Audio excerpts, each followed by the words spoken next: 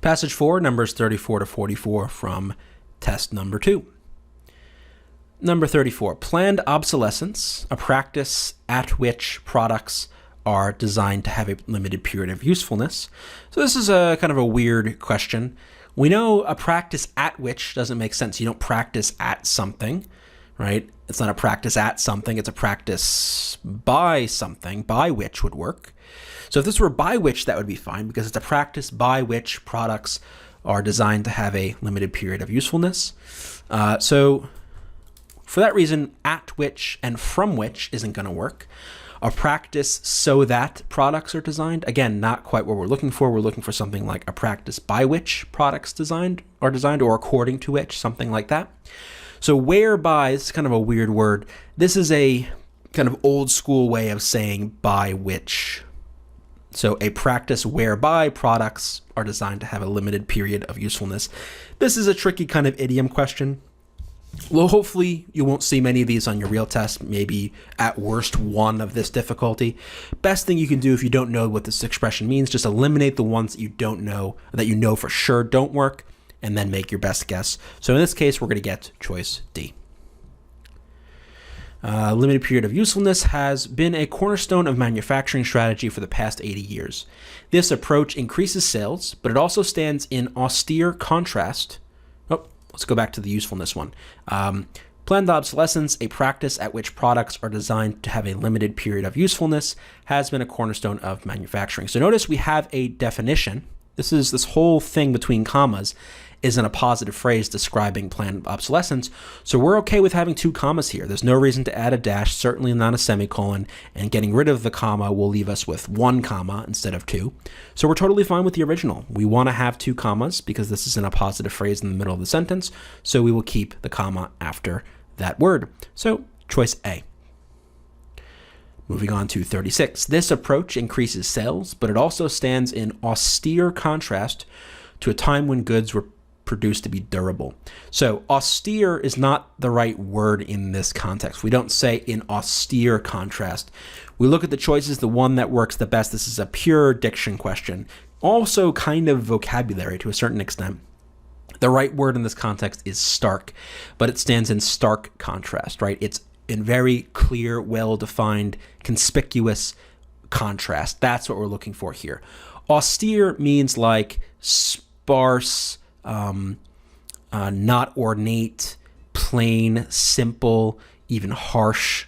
That's not quite what we're looking for here. You would describe, for example, someone's house maybe as austere, or someone's demeanor as austere. You wouldn't say in austere contrast, nor egregious, nor unmitigated. So this is one of those diction ones where you got to kind of know that the expression is stand in stark contrast. And unfortunately, that's about it. So again, another pretty tricky question in terms of diction and word choice. Let's move on to the next one. Planned obsolescence wastes materials as well as energy in making and shipping new products. It also reinforces the belief that it is easier to replace goods than to mend them, as repair shops are rare and repair methods are often specialized. So which choice provides information that best supports the claim made by the sentence? So we need the one that supports the claim. The claim is that there's a belief that it is easier to replace goods than to mend them.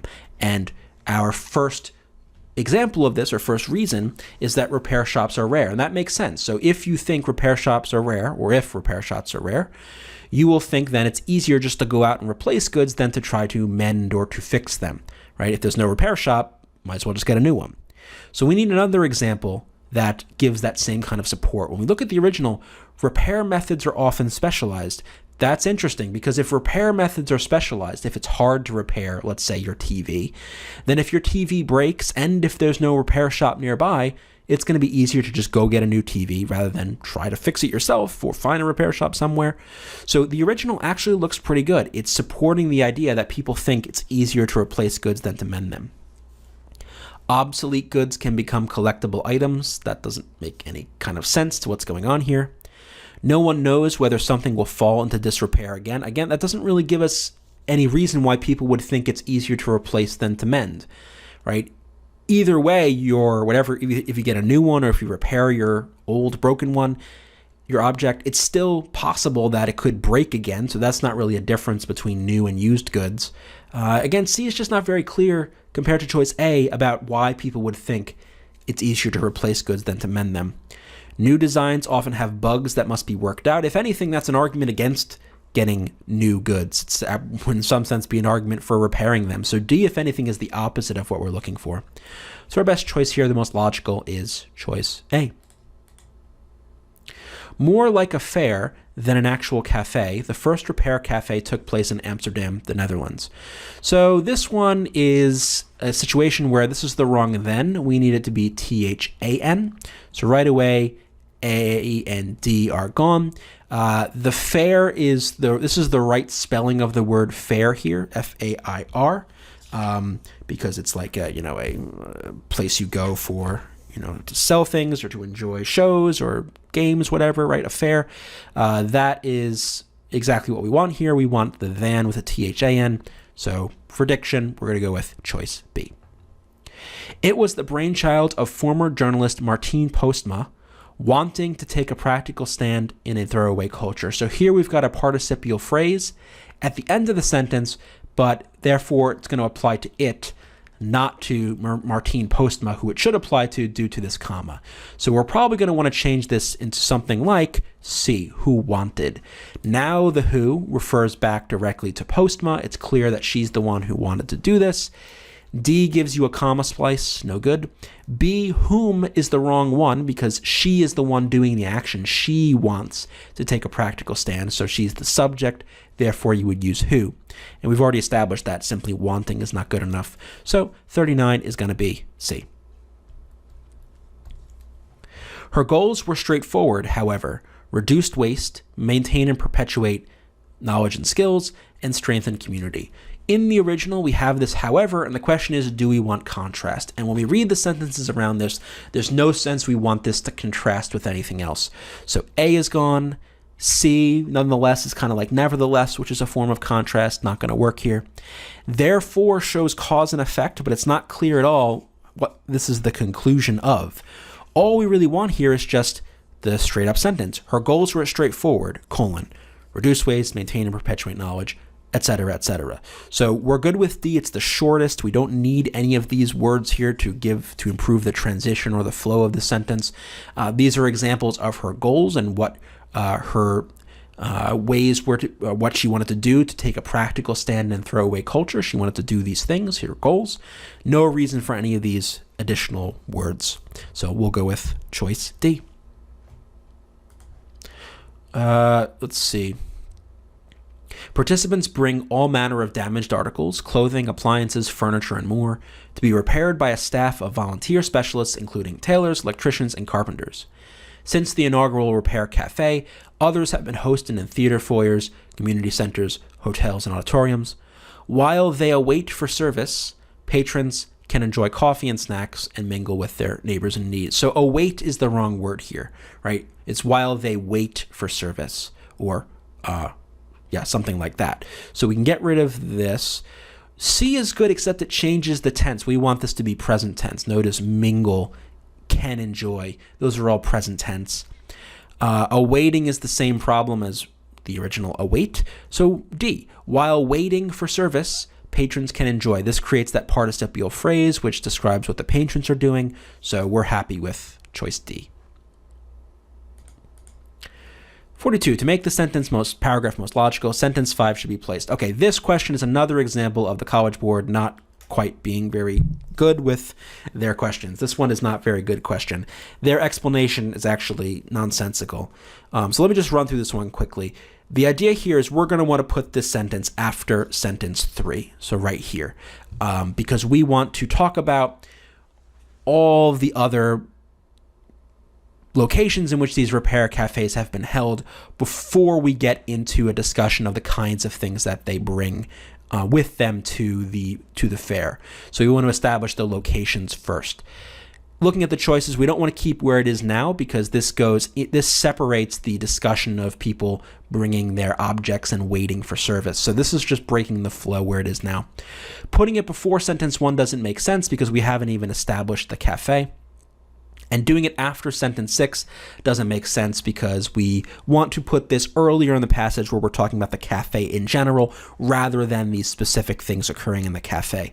So for that reason, we would want it in C. So this question is not good. I mean, at the very least, you can get rid of A, B, and D, but frankly, their explanation for why C is right is nonsensical. And let me explain why. What we would expect based on this sentence, this discussion of where these repair cafes are held, is we would expect this to follow a sentence that talked about where the initial cafe was held. Like what place? Was it in like an auditorium or in a school or something? None of these sentences say anything about the specific location of where this cafe occurred. Sure, it tells us it's in the Netherlands, but it doesn't tell us at all where it was held specifically, and therefore this sentence doesn't really make sense, frankly, much of anywhere if you look at it that way. They claim you put it after sentence 3 because apparently sentence 3 tells us where the repair cafe was held, but that is simply false. So I think this is a bad question. I wouldn't worry about it too much. Just remember what we said about sentence placement. It's got to be logical. It's got to be on topic in that portion of the passage. Keep sentences discussing similar things together to maintain that flow. So don't worry too much about this one, but it is choice C. Okay. Though only about 3% of the Netherlands' municipal waste ends up in landfills, repair cafes still raise awareness about what may otherwise be mindless acts of waste by providing a venue for people to share and learn valuable skills, that are in danger of being lost. It is easy to classify old but fixable items as junk in an era that places great emphasis on the next big thing. In helping people consider how the goods they use on a daily basis work and are made, repair cafes restore a sense of relationship between human beings and material goods. So we want to add this sentence. Is this appropriate to add here? As the number of corporate and service-based jobs has increased, the need for people who work with their hands has diminished. Notice this does kind of make sense in context a little bit, in the sense that it's talking about that these valuable skills are being lost, and I guess it's because people aren't working with their hands. On the other hand, we're introducing this idea of the increase of corporate and service jobs, which is completely off topic. This paragraph is not about people working. It's about fixing stuff that's broken and trying to not treat stuff as junk, try to restore the relationship between human beings and goods, to improve the way people fix and interact with their objects rather than just throwing them out at the first sign of being old or broken. So on the one hand, it kind of fits, but really it doesn't, because we're not talking about jobs, we're not talking about work, so it is off topic. So we're going to not include it. Yes, it provides an example of a specific repair skills being lost. It does not provide a specific example. Yes, it elaborates on the statistic about the Netherlands municipal waste. No, even if you thought yes were correct, neither of the reasonings make any sense. So we can definitely get rid of A and B. No, because it blurs the paragraph's focus. In other words, off topic. By introducing a topic that is not further explained. Very good. No, because it contradicts the claims made in the rest of the paragraph. It does not do that. The problem is choice C.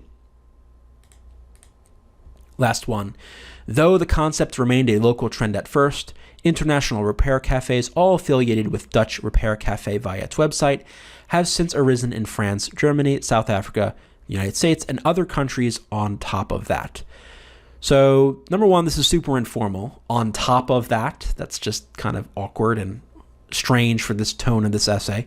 So for that reason, we can get rid of A. The question is, do we need in addition and likewise when we've already established that it's other countries? We've got this list and other countries. These are just redundant. They're not adding anything to the sentence. They're just adding words. So all we need to do here is just delete this phrase. Perfectly fine to end the sentence with and other countries. So this one is choice D.